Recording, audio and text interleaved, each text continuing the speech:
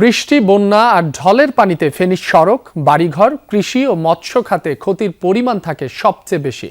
এর থেকে রক্ষা পেতে 16 জুন একনেক সভায় মুহুরী, কহুয়া বন্যা নিয়ন্ত্রণ, নিষ্কাশন ও সেচ প্রকল্পের জন্য 1542 কোটি 16 লাখ টাকার একটি প্রকল্প অনুমোদন দেওয়া হয়। একনেকে অনুমোদনের খবর প্রকাশের পর স্বস্তিতে সাধারণ মানুষ। সেনাবাহিনীকে দিয়ে প্রকল্প বাস্তবায়নের দাবি জানিয়েছেন ক্ষতিগ্রস্ত বাসিন্দারা।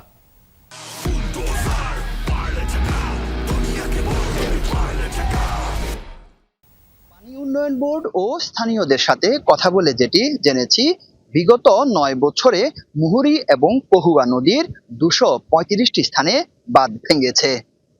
সব সরকারের আমলে বাঁধ ভাঙে, বরাদ্দ হয়, কিন্তু কাজের কাজ কিছুই হয়নি। এখন এখানকার বাসিন্দাদের দাবি, যে প্রকল্পটি অনুমোদন হয়েছে সেটি যেন সেনাবাহিনীর মাধ্যমে করা হয়। গত 16 জুন ঢাকায় প্রধানমন্ত্রী তারেক রহমানের সভাপতিত্বে অনুষ্ঠিত হয় একনেক সভা।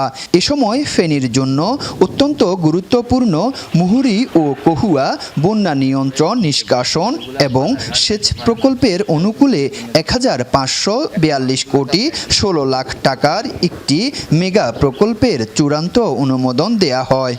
ফ্লাশ ফ্লাডের কারণে প্রতি বছর যে বন্যায় আক্রান্ত হয় সেটা থেকে রক্ষার জন্য মাননীয় প্রধানমন্ত্রী 16 তারিখে গত একনেকে আমাদের মুহুরী, কহুয়া বন্যা নিয়ন্ত্রণ, নিষ্কাশন ও সেচ প্রকল্প, যেটি 1542 কোটি টাকা ব্যয়, এটি একনেক কর্তৃক অনুমোদিত হয়েছে। নির্বাহী প্রকৌশলী জানান, এই প্রকল্প অনুমোদনের পর মাঠ পর্যায়ে দ্রুত বাস্তবায়ন নিশ্চিত করতে 3টি প্রধান ধাপে কাজ সম্পূর্ণ করা হবে। এটি বাস্তবায়ন করা হলে বাঁধের স্থায়ী সমাধান হবে। এই অনুমোদিত প্রকল্পের যে অঙ্গগুলো আছে সেগুলা আমাদের খুব দ্রুতই বাস্তবায়নের জন্য যে প্রশাসনিক প্রক্রিয়া আছে সেগুলা খুবই তাড়াতাড়ি সমাপ্ত হলে আমরা মাঠ পর্যায়ে কাজে নামতে পারবো। একনেকে অনুমোদনের খবর প্রকাশের পর ফেনীর ফুলগাজী ও পরশুরাম উপজেলার মানুষের মাঝে স্বস্তি আসলেও কিছুটা শঙ্কাও রয়েছে, কারণ প্রকল্পটি কতটুকু বাস্তবায়ন হবে সে আশঙ্কা করছেন স্থানীয়রা।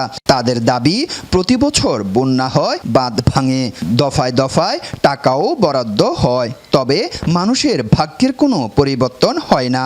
বাঁধের জন্য যে টাকা বরাদ্দ হয়েছে তা সেনাবাহিনীর মাধ্যমে বাস্তবায়নের দাবি স্থানীয়দের, তবে ভিন্নমত রাজনীতিবিদদের। বন্যার পানিটা সচরাচর যদি সাধারণ বন্যা হয় তখন এই রাস্তার অর্ধেক পর্যন্ত হয়, আর যদি ভয়াবহ বন্যা হয় তো রাস্তার উপরও একরকম হয়। মাননীয় প্রধানমন্ত্রীর কাছে বলতে চাই যে এটা আমাদের বড় আকারে সেনাবাহিনীর হাতে দিলে কাজটা হবে ভালো। এই কাজটা যেই করুক, আমরা চাই সারা জীবন আর যাতে ফেনীর মানুষ পানি না খেতে হয়। 2024 সালের পরশুরামের সীমান্ত এলাকা বল্লামুখায় বাঁধ কেটে দেয় ভারতীয়রা। এতে পানিতে তলিয়ে যায় জেলার সবকটি গ্রাম। বন্যায় 37 জনের মৃত্যু হয়, ক্ষতি হয় প্রায় 2600 কোটি টাকা। 2025 সালে ক্ষতি হয় 238 কোটি 40 লাখ টাকা। এই দুই গাড়ির মধ্যে পানি যখন চাপ পড়ে আমরা বেশি দুর্ঘটনা করি। পানির চাপ পড়লে আমরা অনেক কষ্ট ভোগ করতে হয়। আরিফুর রহমান, যমুনা নিউজ, ফেনী।